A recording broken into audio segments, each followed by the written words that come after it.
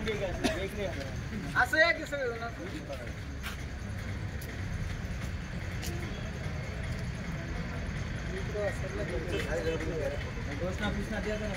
जय भारत माता की जय, वंदे मातरम, वंदे मातरम, जय श्रीराम, जय श्रीराम।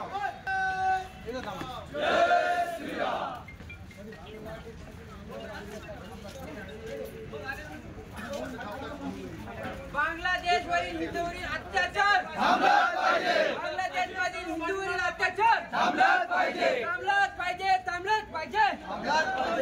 मी काय करायचं नाही इथे या सभेमध्ये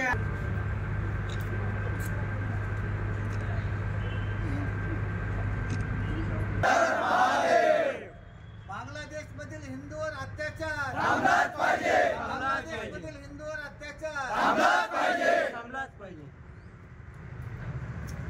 बोल भारत माता की जय, जय श्रीराम, जय श्रीराम, जय श्रीराम, जय श्रीराम, जय करावीर बजरंगी, हर हर महादेव। बांगलादेश हिंदूवर अत्याचार थांबलाच पाहिजे, थांबलाच पाहिजे, थांबलाच पाहिजे।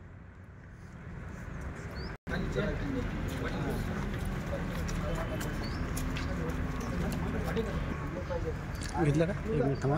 संरक्षण समाजातर्फे आपण ह्या ठिकाणी हे निवेदन देत आहोत। तर आमची तुम्हाला एक मागणी आहे की हे आपल्या मोदी सरकारपर्यंत आपण हे आमचं मागणं त्यांना तिथपर्यंत पोहोचावं, सर्व अर्धापूरवासियांची विनंती आहे।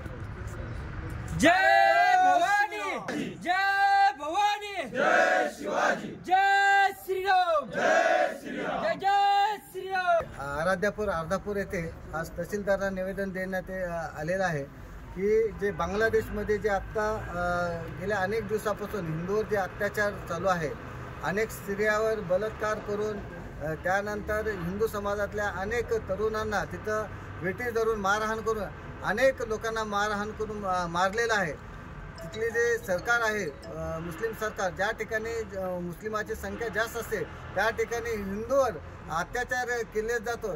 त्याप्रमाणे बांगलादेश हा छोटा देश जरी असला, भारताने त्याला अनेकदा सुरक्षा जरी पुरवली, ते विसरून तिथल्या हिंदूवर ते अत्याचार करत आहे। जर लवकरात लवकर तिथले हिंदूवरील अत्याचार थांबवलं नाही तर भारत सरकारला आम्ही विनंती करू की त्यांनी इथली मिलिटरी त्या ठिकाणी घुसून तिथल्या हिंदूचं संरक्षण करायचं आहे। आणि इथल्या सुद्धा ज्या ज्या ठिकाणी हिंदूवर अत्याचार होत आहेत तर भारत सरकारला, मोदी सरकारला आमची विनंती आहे हिंदू म्हणून की की पूर्ण हिंदू समाजाचं संरक्षण करण्याची त्यांची परिपूर्ण जबाबदारी आहे। आणि त्यांनी ते सरकार म्हणून त्यांनी आमचं हिंदू लोकांचं संरक्षण केलं पाहिजे आणि बांगलादेशमधले अत्याचार हिंदूवर होणारे ते थांबवले पाहिजे। जय श्रीराम। गेल्या 6 महिन्यापासून हिंसाचार जे उसळला आहे आणि त्याच्यामध्ये हिंदू समाजाला टार्गेट केलेलं आहे। हिंदू समाज असेल, दलित समाज असेल, शीख जैन समाज असेल आणि ज्या बांगलादेश ज्यावेळेस आर्थिक अडचणीत असेल, ज्या किंवा एखादी जर संकट आलं त्यावेळेस त्या इस्कॉन मंदिरानं त्या ठिकाणी त्याला मदत केलेली आहे। कोरोना सध्या महाभयंकर रोगामध्ये त्यासुद्धा इस्कॉन मंदिराने त्याला मदत केली आहे आणि त्या मंदिराचे परमपूज्य श्री चिन्मय कृष्ण महाराज यांना अटक केलेली आहे आणि त्यांना देशद्रोहाच्या खटल्याखाली त्यांना जेलमध्ये टाकलं आहे।